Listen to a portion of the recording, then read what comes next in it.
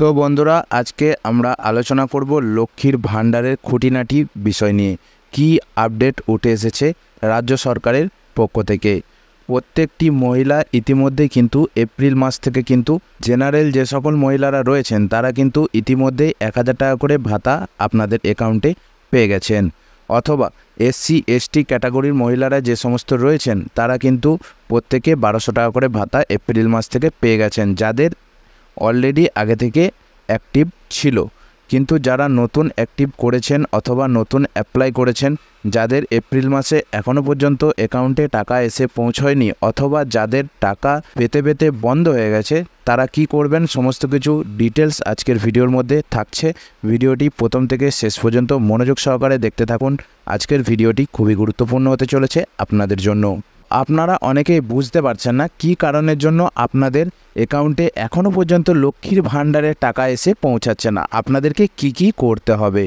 তো বন্ধুরা আমি প্রথমেই একটা কথা বলে রাখি, অলরেডি লক্ষ্মীর ভাণ্ডারের পোর্টাল কিন্তু চালু করে দেওয়া হয়েছে। লক্ষ্মীর ভাণ্ডারে যে সকল মা বোনেরা আবেদন করেছিলেন তারা কিন্তু আপনাদের যে আধার নাম্বার অথবা mobile number, registered mobile number, যেটা আপনারা যে মোবাইল নাম্বারটি লক্ষ্মীর ভাণ্ডার ফর্ম ফিল আপ করার সময় দিয়েছিলেন, সেই মোবাইল নাম্বারটি অথবা আপনার আধার নাম্বারটি দিয়ে আপনারা কিন্তু অনলাইনের মাধ্যমে দেখে নিতে পারবেন আপনার লক্ষ্মীর ভাণ্ডারের স্ট্যাটাসটি। আপনি যদি পেমেন্ট পেয়ে থাকেন সেটাও দেখাবে, এবং আপনি যদি আপনার অ্যাপ্লিকেশনটি রিজেক্ট হয়ে থাকে সেক্ষেত্রে আপনি সেটাও জানতে পারবেন। তো এই পোর্টালটি আপনারা কিভাবে বের করবেন, কীভাবেই বা চেক করবেন, তো চলুন আমি একটু দেখিয়ে দিই।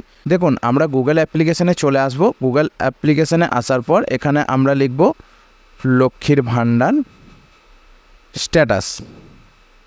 দেখুন লক্ষ্মীর ভাণ্ডার স্ট্যাটাস চেক প্রথমেই কিন্তু গভর্নমেন্ট অফ ওয়েস্ট বেঙ্গলের দেখুন socialsecurity.wb.gov.in এই ওয়েবসাইটের মধ্যে আমরা ভিজিট করব।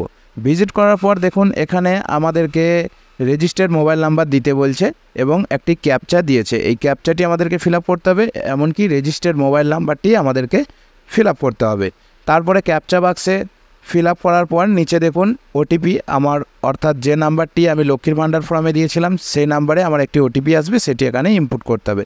নিচের দিকে দেখুন ট্র্যাক অ্যাপ্লিকেশন স্ট্যাটাস।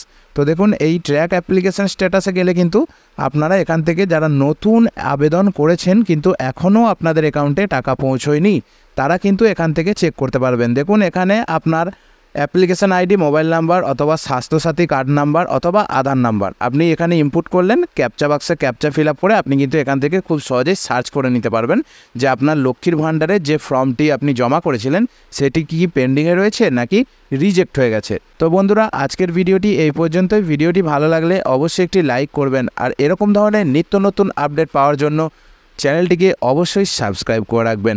যারা সাবস্ক্রাইব করে রেখেছেন আপনাদেরকে অসংখ্য ধন্যবাদ।